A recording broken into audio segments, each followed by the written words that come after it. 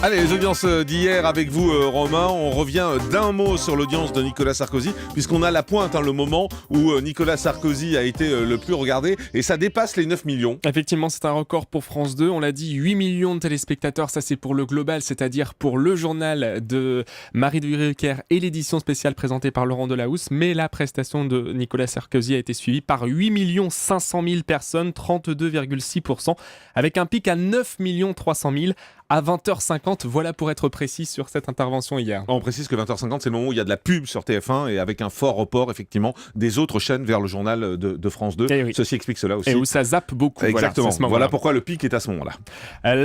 Les prime time avec le cinéma, c'est TF1 qui est en tête avec un petit score. 5 300 000 personnes devant le film RTT et 21,5% du public. Juste derrière, on retrouve France 2 qui pour le coup, avec une belle locomotive devant, mais 3 500 000 personnes sont restées pour le film Les Infiltrés avec Leonardo DiCaprio et 16,1%. La troisième place du podium, c'est pour France 3 avec les enquêtes de Murdoch. C'était le lancement de la saison 7 hier soir avec les 2 premiers épisodes. Pratiquement 3 millions de téléspectateurs et 12,5%. Et juste derrière, on retrouve Capital sur M6 qui conserve ses fidèles, 12,1% du public et 2 849 000.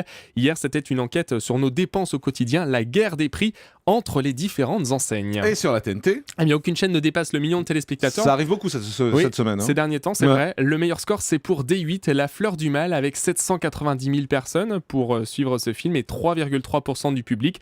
Et juste derrière, on retrouve France 5, l'émission Fais-moi une place d'Alessandra Sublet qui partait à la rencontre de Guy Bedos en Corse. 750 000 téléspectateurs, 2,9%. C'est mieux que le numéro avec notamment Ariel Dombal il y a quelques mois. Et puis en deuxième partie de soirée, avec le magazine Un jour, un destin, avec un certain Laurent Delahousse qui est décidément avec beaucoup de travail. Hier, il était à l'antenne pour ce numéro consacré à Henri Salvador, 892 000 personnes et 12,7%.